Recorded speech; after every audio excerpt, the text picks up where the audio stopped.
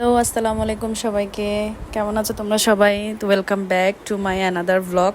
তো চলে আসলাম নতুন একটা ভ্লগ নিয়ে। আজ যেহেতু শুক্রবার, তো আজ সকালবেলা উঠে একটু ভাবলাম যে হালকা পাতলা নাস্তা করি নিজের জন্য। তো কখনো স্পেশাল কিছু বানাইও না, আর টাইমও পাই না নাস্তা খাওয়ার।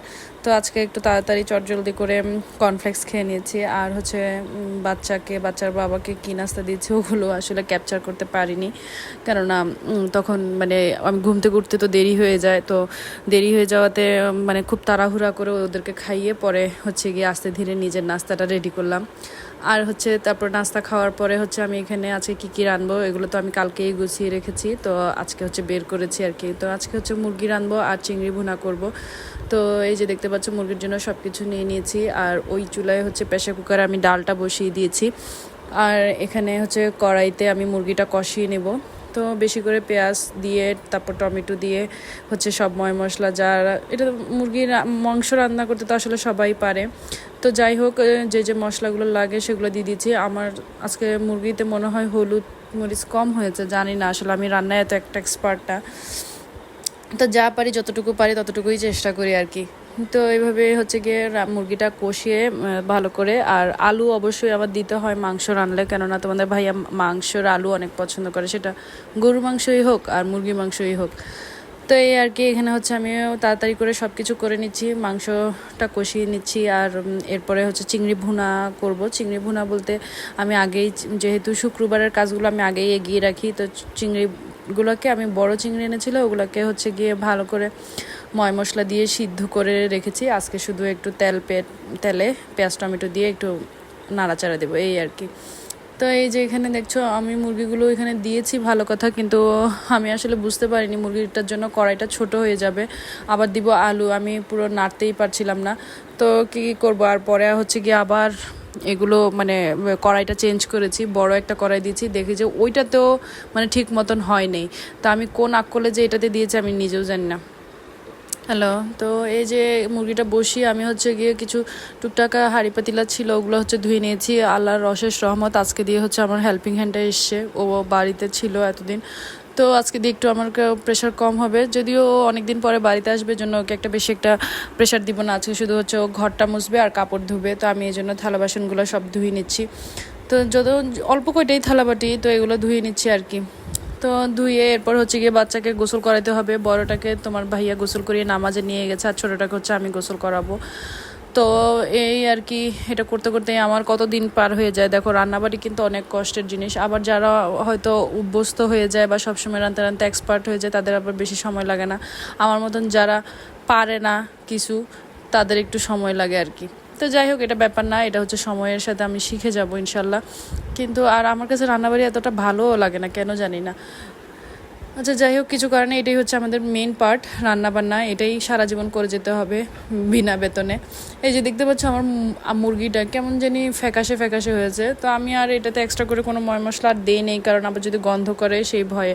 এই যে দেখো, আমি কড়াইটা চেঞ্জ করার পরেও কিন্তু এটাতে ঠাসা ঠাসা হয়েছে। তো আমি ছোট কড়াই কীভাবে দিলাম একটা মুরগি। আচ্ছা, যাই হোক, তারপর এখানের মধ্যে আমি আলু দিয়ে দিয়েছি। আলু ছাড়া তো তোমাদের ভাইয়া আবার খায় না।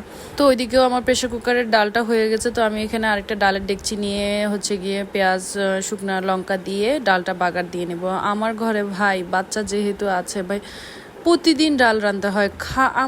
আমি বুঝি না, একদিন পরে পরে আমার ডাল রাঁধতে হয়। বাচ্চারা ডাল ছাড়া খেতেই পারে না। আমি ডাল রাঁধতে রাঁধতে তিতা বিতা। আমার মতন কে কে আছো যারা ডাল রাঁধতে রাঁধতে বিরক্ত, অবশ্যই কমেন্ট করে জানাও, যে নিজে না খেলেও বাচ্চাদের জন্য হলেও প্রতিদিন ডাল রাঁধতে হচ্ছে। এমন অসহায় মা কয়জন আছো আমার মতো, অবশ্যই কমেন্ট করে জানাইও। তো এই তো আমি পেঁয়াজগুলো লাল লাল করে পুরো টমেটো দেইনি, আসলে প্রতিদিন কি ভালো লাগে নাকি। আমি এই জন্য তাড়াতাড়ি করে ফাঁকিবাজি করে কোনো রকম ডালটা রাঁধি বাচ্চাদের জন্য, এই আর কি। তো এখানে ডাল বাগার দিয়ে আমি তাড়াতাড়ি করে আবার আরেকটা কড়াই নিয়ে নিয়েছি, ওখানে চিংড়ি ভুনাগুলো করে ফেলবো। তো আমি এখানে পেঁয়াজ, আর যেহেতু সব মশলা আমি চিংড়িতে দিয়ে রেখেছি, তো এখানে আর কিছুই দিতে হবে না, শুধু পেঁয়াজ আর টমেটো দিলেই হয়ে যাবে। আর এই টমেটোগুলো আমি ডিপিং করে রেখেছিলাম, জাস্ট কেটে ডিপে ঢুকিয়ে রেখেছি। যখন টমেটোটা অ্যাভেলেবেল থাকে, দাম কম থাকে, তখনই গিয়ে বড় বড় শক্ত টমেটোগুলোকে আমি এভাবে টুকরা টুকরা করে কেটে একটা জিপ লক বক্সে করে ফ্রিজে রেখে দিই। তো ওইখান থেকেই হচ্ছে নিয়ে আমি হচ্ছে চিংড়িটা ভুনা করছি। এই যে দেখো আমি চিংড়িগুলোটাকে সব ময় মশলা দিয়ে আগে থেকেই সিদ্ধ করে রেখেছিলাম। তো এখন হচ্ছে জাস্ট তেলে ভাজবো এই আর কি। এর সাথে আমি হচ্ছে 2টা কাঁচামরিচও দিয়ে দিয়েছি, আর হচ্ছে একটু সয়া সস আর একটু টমেটো সস দিয়ে দেবো, জাস্ট এই তো হয়ে যাবে। আর এটাকে একটু মালাইকালি ফ্লেভার আনতে আমি হচ্ছে একটু দিয়েছি গুঁড়া দুধ অ্যাড করেছি।